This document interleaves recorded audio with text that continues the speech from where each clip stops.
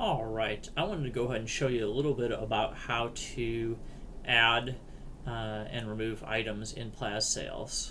So the items button here is highlighted, it's on the right side, or you can also get it through the vendor tab at the top by going to items. So you click on that, and if you want to create a new item, you click the button up in the top left there labeled new item. Once you click that, you can select the type of item. So inventory would be like a physical item, would be a real popular type, or non-inventory would be special items. Service would be any kind of services or fees that you perform for customers. Assemblies would have items inside of them, and discounts would be to give a discount percentage off for a customer. Reward redemption is so you can earn rewards and give customers points as well too. And the recurrence would be a reoccurring charge, so that would be something like a charge that gets charged over and over, so like every month. So like a monthly maintenance fee or something along those lines. So we're going to go ahead and start with a inventory, since that's a real popular item. So we'll go ahead and click on the inventory and then click OK. And then this is the new product window. So you just type in the name of the product. You can select a tax rate. You can type in a UPC number or scan in a barcode. The price is how much you sell the item for. The cost is how much the item cost you. Part number is the manufacturer part number. Department is any department you want to assign that to, and you can create as many departments as you want. Let's see, or active is just whether the product's currently active or not. Date added is when you're adding that in. That defaults to today's date. You can adjust the quantities on hand, so you can add or remove quantities on hand, and that'll adjust the quantities here. On hold is how many are currently being held, which on a new item is pretty much should always be 0. And on order is kind of the same thing. Those are how many are being ordered currently. Desired is how many that you desire to maintain in stock. So if you always want to keep one of those in stock, you could put one in there. Use scale weight is like a grocery store or similar, where you want to do the weight of a product, and then you can also keep track of how much the product is package weighs, but that would weigh it with a scale. And prompt for price would ask you to would basically pop up and then ask you to type in the price. Count number of uses is for membership stores. The time is how long an item takes, like if it was a service item, how long that would take on an appointment. Shipping cost is how much it costs to ship the item.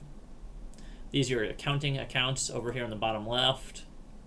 The item description, you can type in whatever you want. You can take a picture from your camera, or you can load a picture in there.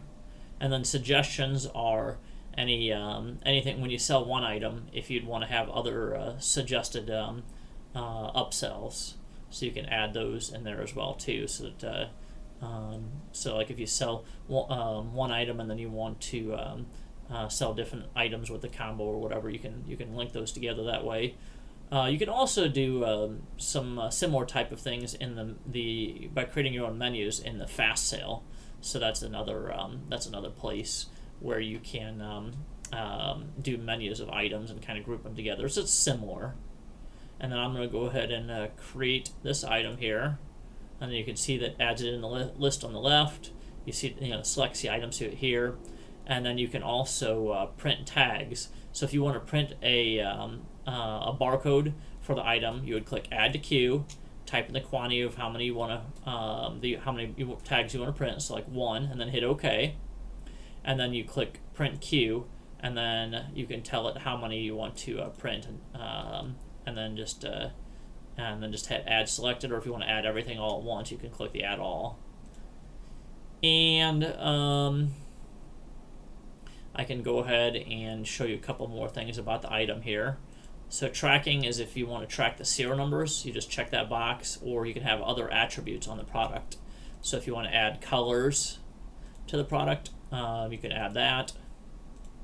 You can have your own custom attributes. You can put in default values, like if this item is normally red when you order it, you can put that in there. And assemblies or different items that you can add inside of there. So if you wanted to have eggs inside of that item, you could add those in there, and then that would be an assembly. So it would when you sell one, it would sell all the items inside of there. Vendors would be like the vendors that you like to order that part from, and their part number and cost. History is all the sales history of that item. Since it's a new item, there's not much in there. We could look at another item here to kind of see, like at the test hamburger, you could see a few things inside of there.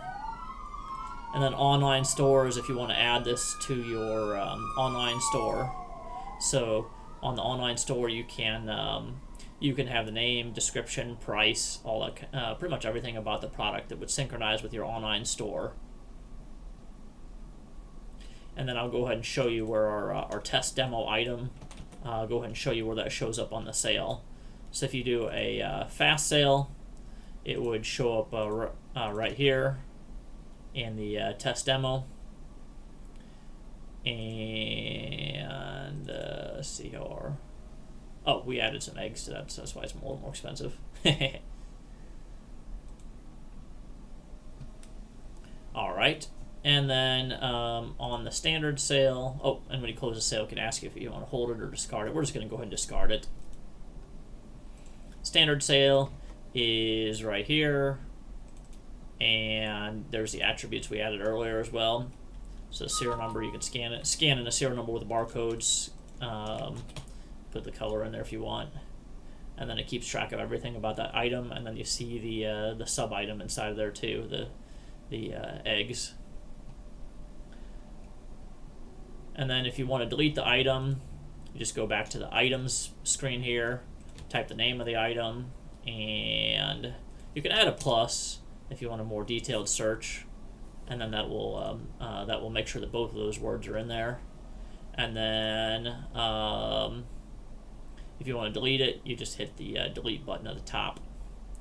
You can also do grocery labels, which are the larger labels for the grocery store, and those typically we can go and click that button there.